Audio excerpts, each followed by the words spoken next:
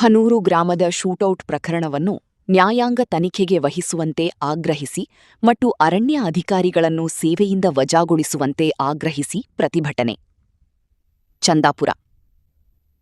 ಚಾಮರಾಜನಗರ ಜಿಲ್ಲೆ ಹನೂರು ಗ್ರಾಮದ ಶೂಟೌಟ್ ಪ್ರಕರಣವನ್ನು ನ್ಯಾಯಾಂಗ ತನಿಖೆಗೆ ವಹಿಸುವಂತೆ ಆಗ್ರಹಿಸಿ ಮತ್ತು ಶೂಟೌಟ್ ಮಾಡಿದ ಅರಣ್ಯ ಅಧಿಕಾರಿಗಳನ್ನು ಸೇವೆಯಿಂದ ವಜಾಗೊಳಿಸುವಂತೆ ಒತ್ತಾಯಿಸಿ ಹಾಗೂ ಮೃತರ ಕುಟುಂಬಕ್ಕೆ ತಲಾ 1 ಕೋಟಿ ಪರಿಹಾರ ನೀಡುವಂತೆ ಆಗ್ರಹಿಸಿ ಕರ್ನಾಟಕ ದಲಿತ, ಹಿಂದುಳಿದ, ಕ್ರೈಸ್ತ ಧಾರ್ಮಿಕ ಅಲ್ಪಸಂಖ್ಯಾತರ ಒಕ್ಕೂಟ ಮತ್ತು ಕರ್ನಾಟಕ ಕ್ರೈಸ್ತ ಜಾಗೃತಿ ವೇದಿಕೆಯ ಪದಾಧಿಕಾರಿಗಳು ಇಂದು ಆನೇಕಲ್ ತಾಲೂಕಿನ ಚಂದಾಪುರ ಸರ್ಕಲ್ನಿಂದ ಸೂರ್ಯನಗರ ಪೊಲೀಸ್ ಠಾಣೆವರೆಗೆ ಪ್ರತಿಭಟನಾ ಮೆರವಣಿಗೆಯನ್ನು ನಡೆಸಿದರು. ಇನ್ನು ಪ್ರತಿಭಟಕಾರರು ರಾಜ್ಯ ಕಾಂಗ್ರೆಸ್ ಸರ್ಕಾರದ ವಿರುದ್ಧ ಧಿಕ್ಕಾರಗಳನ್ನು ಕೂಗಿ ತಮ್ಮ ಆಕ್ರೋಶವನ್ನು ವ್ಯಕ್ತಪಡಿಸಿದರು. ಇನ್ನು ಈ ವೇಳೆ ಸೂರ್ಯನಗರ ಪೊಲೀಸ್ ಠಾಣೆಯ ಇನ್ಸ್ಪೆಕ್ಟರ್ ಚಂದ್ರಪ್ಪರವರು ಪ್ರತಿಭಟನಾಕಾರರ ಮನವಿಯನ್ನು ಸ್ವೀಕರಿಸಿ ಕೂಡಲೇ ಮೇಲಧಿಕಾರಿಗಳ ಮೂಲಕ ಸರ್ಕಾರಕ್ಕೆ ಮನವಿ ಪತ್ರ ಕಳುಹಿಸಿಕೊಡಲಾಗುವುದು ಎಂದು ಹೇಳಲಾಯಿತು.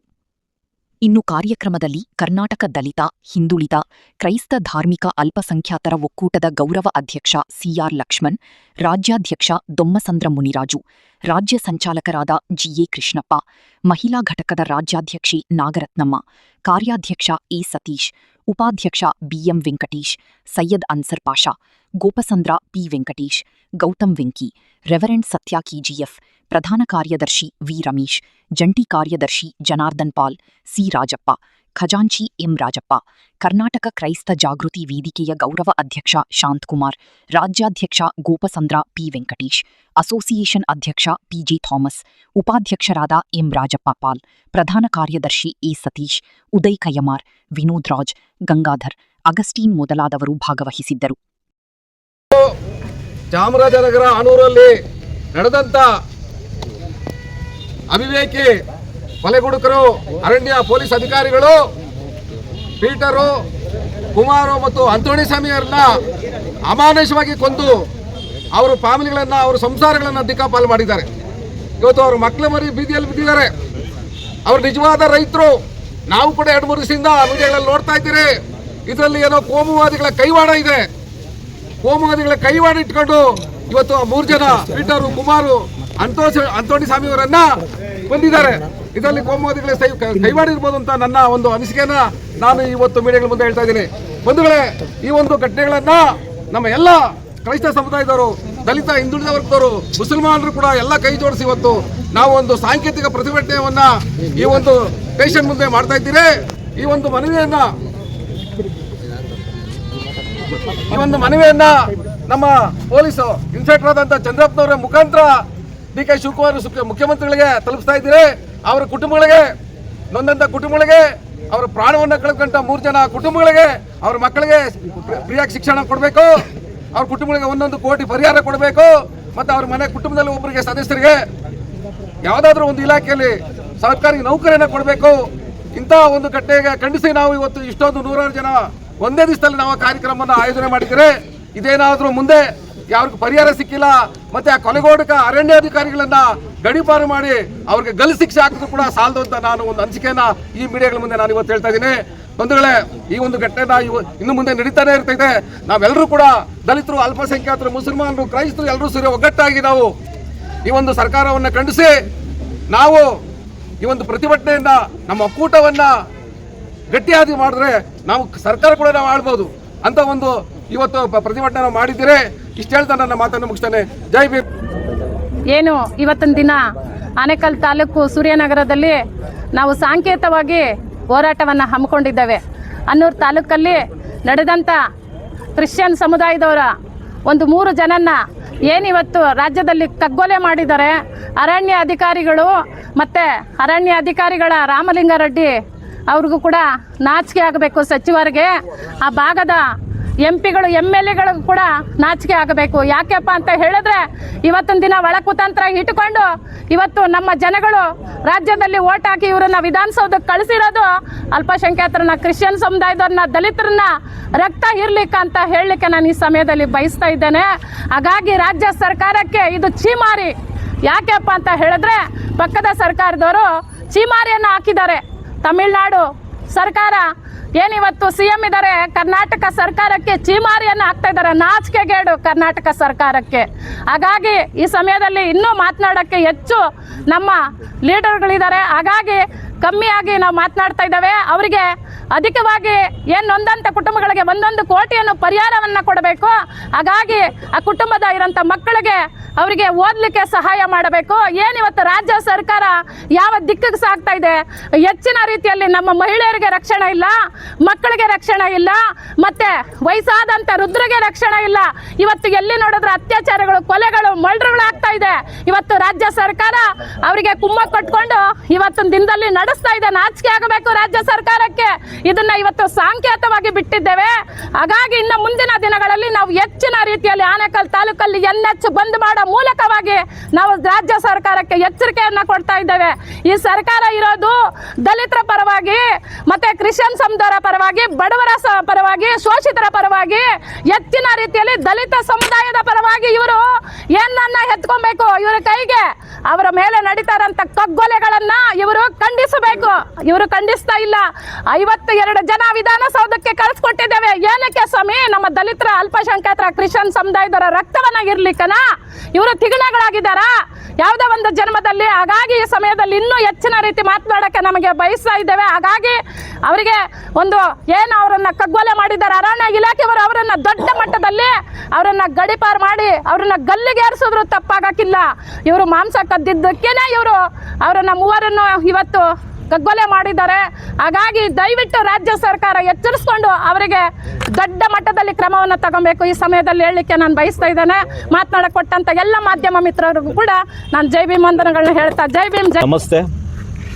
ಏನೊಂದು ಇವತ್ತು ಚಂದಾಪುರದಲ್ಲಿ ನಾವು ಹೋರಾಟವನ್ನು ನಾವು ಮಾಡ್ತಾ ಇದ್ದೀವಿ. ಚಂದಾಪುರ ಸರ್ಕಲಿಂದ ಸೂರ್ಯನಗರ ಸಿಟಿ ಸ್ಟೇಷನ್ ತನಕ ಕೂಡ ನೀವು ಇವತ್ತು ಪಾದಯಾತ್ರೆ ಮೂಲಕ ನಾವು ಇವತ್ತು ಬಂದಿದ್ದೀವಿ. ಒಂದೇ ಉದ್ದೇಶ, ಏನೊಂದು ಆನೂರಿನಲ್ಲಿ ನಡೆದ ಒಂದು ಘಟನೆ ಇವತ್ತು ರಾಜ್ಯದಲ್ಲಿ ಎಲ್ಲ ಮನೆಗೂ ಕೂಡ ಇವತ್ತು ಗೊತ್ತಿದೆ. 3 ಒಂದು ಕಗ್ಗೊಲೆ ಆಗಿದೆ ಅಂತ ಹೇಳಕ್ಕೆ ಇಷ್ಟಪಡ್ತಾ ಇದ್ದೀನಿ. ಅದು ಶೂಟೌಟ್ ಅಲ್ಲ, ಅದು ಕೊಲೆ ಅನ್ನೋದಕ್ಕೆ ನಾನು ಹೇಳಕ್ಕೆ ಇಷ್ಟಪಡ್ತಾ ಇದ್ದೇನೆ. ಯಾಕಂತ ಹೇಳಿದ್ರೆ ಉದ್ದೇಶಪೂರ್ವಕವಾಗಿ ಅವ್ರು ಮಾಡಿದ್ದಾರೆ. ಇವತ್ತಿನ ತನಕ ಏನು ಫಾರೆಸ್ಟ್ ಆಫೀಸರ್ಸ್ಗಳು ಅವ್ರು ಎಷ್ಟು ಜನ ಇದ್ದಾರೋ ಗೊತ್ತಿಲ್ಲ, 6 ಜನನ 7 ಜನನ 10 ಜನ ಗೊತ್ತಿಲ್ಲ. ಅವ್ರ ಮುಖ ಇವತ್ತು ಕೂಡ ಕರ್ನಾಟಕ ಜನತೆ ಯಾರು ಕೂಡ ನೋಡಿಲ್ಲ. ಇವತ್ತು ಆ ಮುಖಗಳು, ಆ 3 ಮುಖಗಳು ಮಾತ್ರ ಸತ್ತಿರೋ ಮುಖಗಳು ನಾವು ನೋಡ್ತಾ ಇದ್ದೀವಿ. ಸತ್ಯ ಘಟನೆ ಇವತ್ತು ತಿಳಿಬೇಕು. ಮೊನ್ನೆ ದಿನ ನಾವು ನಮ್ಮ ಕರ್ನಾಟಕ ಕ್ರೈಸ್ತ ಸಂಘಟನೆ ವತಿಯಿಂದ ನಮ್ಮ ತಂಡದವರು ಚಾಮರಾಜನಗರ ಜಿಲ್ಲೆ ಕೊಳ್ಳೇಗಾಲ ತಾಲೂಕಿನ ಆನೂರು ಆ ಗ್ರಾಮಕ್ಕೆ ನಾವು ಭೇಟಿ ನೀಡಿದ್ವು. 3 ಕುಟುಂಬನೂ ಕೂಡ ನಾವು ಭೇಟಿ ಮಾಡಿದ್ದೀವಿ. 3 ಬಳಿನೂ ಕೂಡ ನಾವು ಗ್ರೌಂಡ್ ರಿಪೋರ್ಟ್ ತೊಗೊಂಡಿದ್ದೀವಿ. ಆ ಏರಿಯಾದ ಎಲ್ಲ ಜನಸಾಮಾನ್ಯರ ಹತ್ರನೂ ಕೂಡ ನಾವು ರಿಪೋರ್ಟ್ ತೊಗೊಂಡಿದ್ದೀವಿ.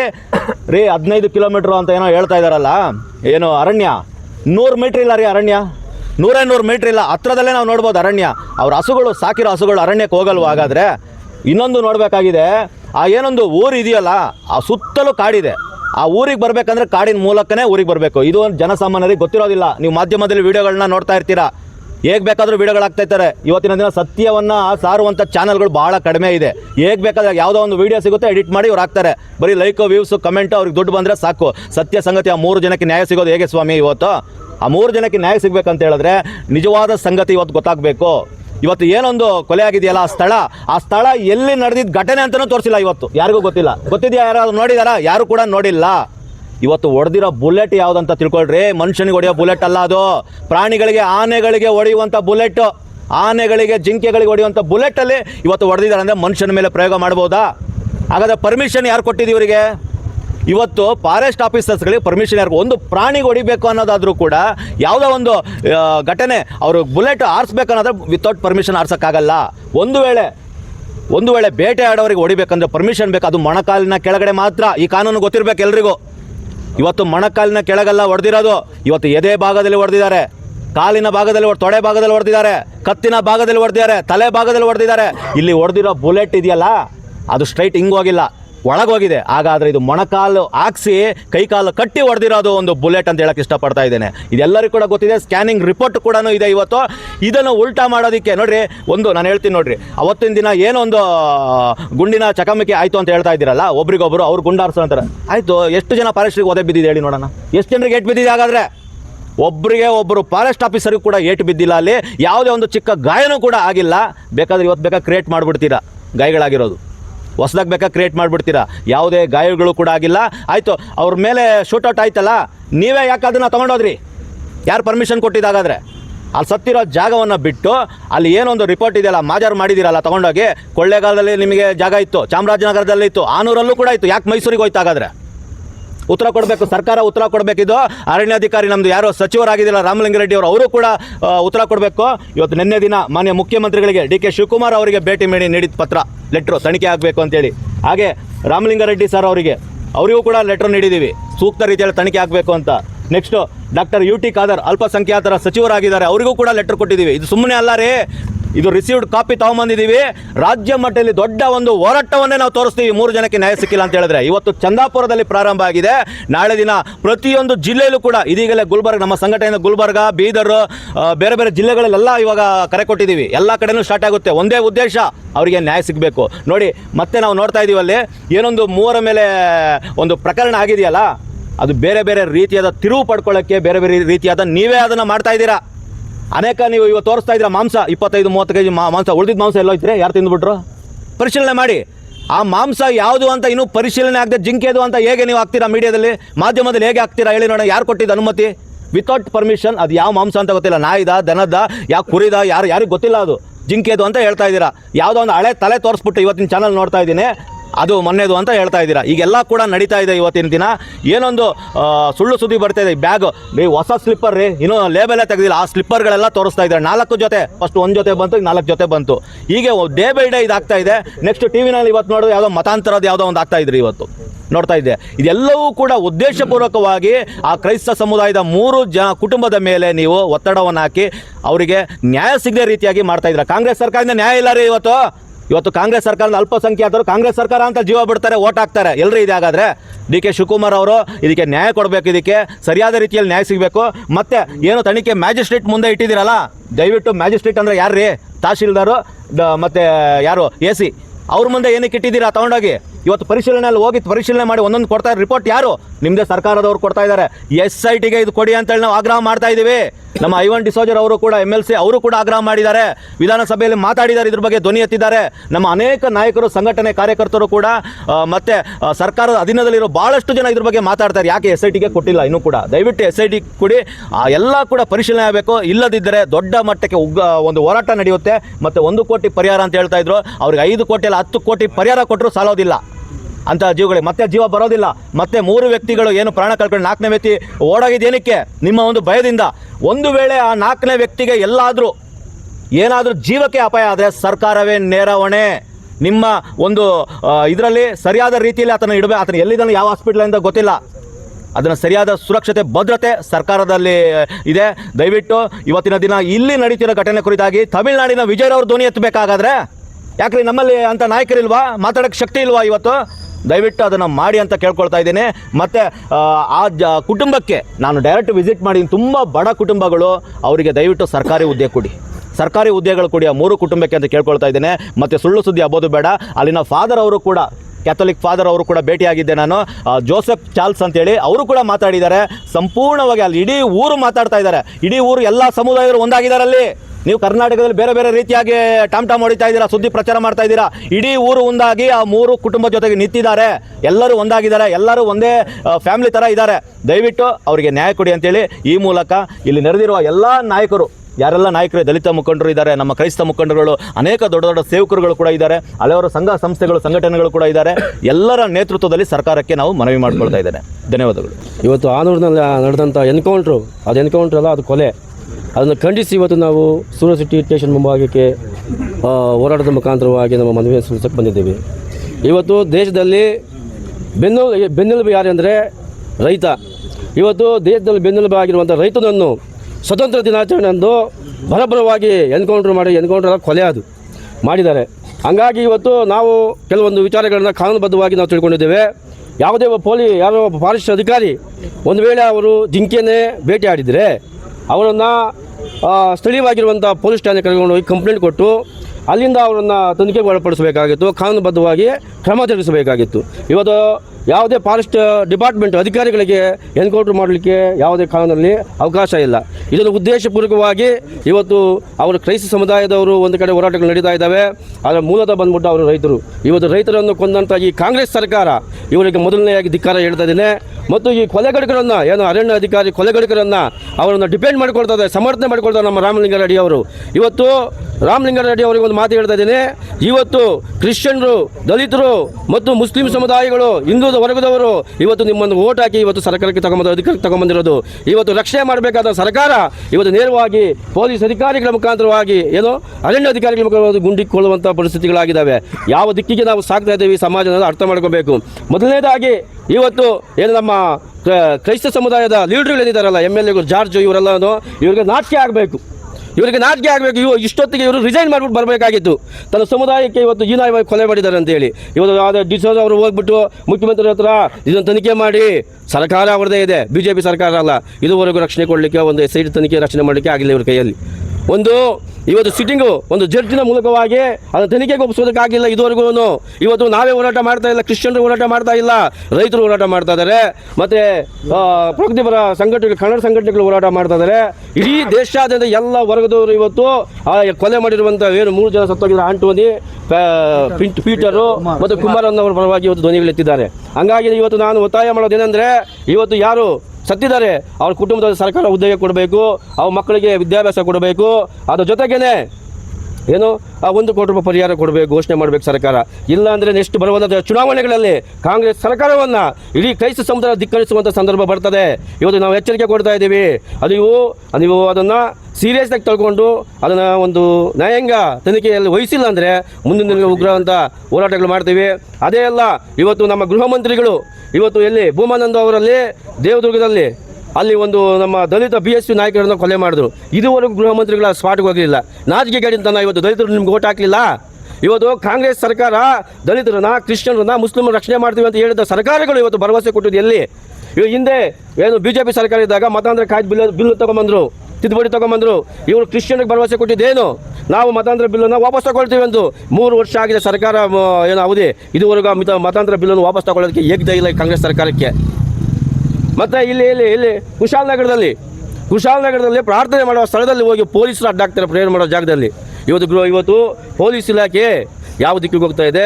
ನಮ್ಮ ಗೃಹ ಮಂತ್ರಿಗಳು ಪ್ರಿಯಾಂಕ ಖರ್ಗೆ ಅವರು ಅದ್ರ ಬಗ್ಗೆ ಧ್ವನಿ ಎತ್ತಾ ಇಲ್ಲ. ಇವತ್ತು ಅವರು ಅಂಬೇಡ್ಕರ್ ಸಿದ್ಧಾಂತದಲ್ಲಿ, ಬುದ್ಧರ ಸಿದ್ಧಾಂತದಲ್ಲಿ ಇವತ್ತು ಅವರು ಜೀವನ ಇವತ್ತು ಅವರು ಮಾತಾಡುವಂಥದ್ದಾಗಿದೆ. ಆದರೆ ಇವತ್ತು ಯಾರಿಗೆ ದಲಿತರಿಗಾಗಲಿ, ಕ್ರಿಶ್ಚಿಯನ್ರಿಗಾಗಲಿ, ಮುಸ್ಲಿಮ್ಸ್ರಿಗಾಗಲಿ ಯಾರಿಗೂ ಧ್ವನಿ ಎತ್ತಲ್ಲ.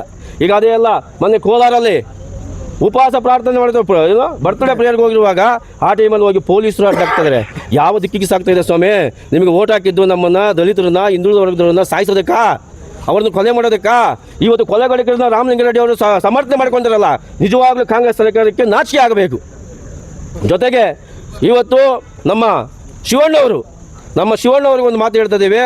ಇವತ್ತು ಅಧಿಕಾರಕ್ಕೆ ಬಂದು ಸುಮಾರು ಅದನ್ನು 13 ವರ್ಷಗಳಿಂದ ಅದನ್ನು ಓಟಾಗಿ ಗೆಲ್ಸ್ಕೊಂಡ್ಬಂದಿದ್ದೀವಿ.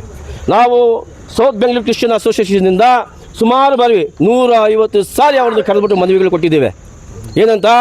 ಅದು ಹೋಬಳಿವಾರು ನಮಗೊಂದು ಮಶಾನ ಕೊಡಿ ಸ್ವಾಮಿ, ನಿಮ್ಮ ಮನೆ ಆಸ್ತಿ ನಾವು ಏನು ಕೇಳಿಲ್ಲ, ಸರ್ಕಾರದ ಆಸ್ತಿನ ಕೊಡ್ರಿ. ಇವತ್ತು ಕೋಟ್ಯಾಂತರ ಆಸ್ತಿಗಳನ್ನು, ಎಕರೆ ಗಟ್ಟಿಗಳನ್ನ ಇವತ್ತು BDOಗಳಿಗೆ ನೀವು ಅಕ್ವೇಷನ್ ಕೊಡ್ತಾ ಇದ್ದೀರಾ, ಸ್ಟೇಡಿಯಂಗಳಿಗೆ ಕೊಡ್ತಾ ಇದ್ದೀರಾ. ಸತ್ತೋಗ್ಬಿಟ್ರೆ ಮಣ್ಣು ಮುಚ್ಚಕ್ಕೆ ಜಾಗ ಇಲ್ಲ. 150 ಸರಿ ನಿಮಗೆ ಮನವಿಗಳು ಕೊಟ್ಟಿದ್ದೀವಿ, ಸನ್ಮಾನಗಳು ಮಾಡಿದವರೆಗೂ ನೀವು ಗಮನ ಹರಿಸಿಲ್ಲ. ನಾವು ಇವತ್ತು ಕರ್ನಾಟಕ ಕ್ರೈಸ್ತ ಜಾಗೃತಿ ವೇದಿಕೆಯನ್ನು ಒತ್ತಾಯ ಮಾಡ್ತಾ ಇದ್ದೀವಿ.